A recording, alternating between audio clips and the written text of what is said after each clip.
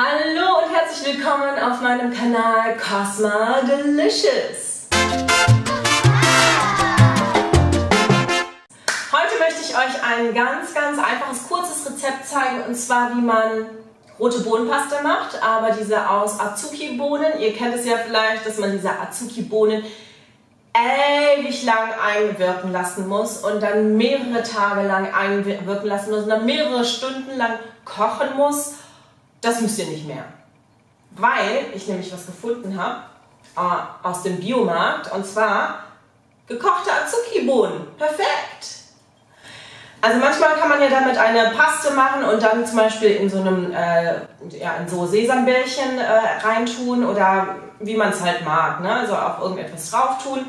Und ich liebe Azuki-Bohnenpaste, aber ich esse keinen weißen Zucker mehr. Und deswegen möchte ich halt immer meine eigene Süßungsmittel oder meine eigenen meinen eigenen Zuckerersatz benutzen. Und deswegen kaufe ich halt keine Azuki-Bohnenpaste im Asiamarkt, aber ich mache sie ab und zu selbst. Und mir dauert das einfach zu lange, deswegen mache ich das ungern. Aber neulich war ich im Biomarkt und habe hier von der Marke Il Nutrimento diese Dose gefunden. Das sind 400 Gramm. Und ja, damit werden wir jetzt meine tolle, einfache Azuki-Bohnenpaste machen. Und dafür brauchen wir natürlich einen Mixer. Und ich habe das schon mal gemacht. Das Wasser müssen wir ausschütten. Dann geben wir das Ganze einfach hier rein. Jetzt habe ich neulich Dattelsirup gekauft. Also aus 100% Datteln. Ja, es ist eine Marke, die ich nicht kenne, aber wir werden das jetzt mal einfach ausprobieren. So, davon gebe ich einen ganzen Esslöffel rein.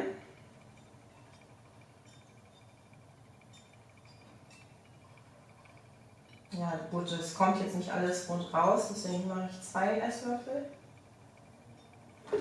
Eine Prise Salz ist immer gut, gerade bei Bohnen, also damit einfach auch der Geschmack mehr herauskommt, aber auch einfach, weil ich denke, dass Salz gut passt.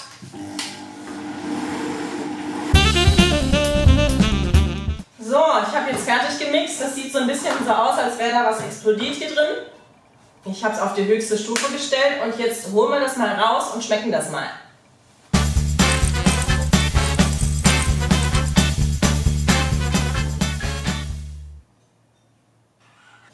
Ja, also wir sind jetzt fertig. Die Azuki-Bohnenpaste aus der Dose sozusagen, also aus der Dose mit gekochten ganzen Bohnen. Und es hat mich nur 1 Minute gekostet. Also, das ist die beste Lösung. Nie wieder Azuki-Bohnen einweichen und kochen. Und es schmeckt sehr gut. Nicht zu süß und natürlich gesüßt.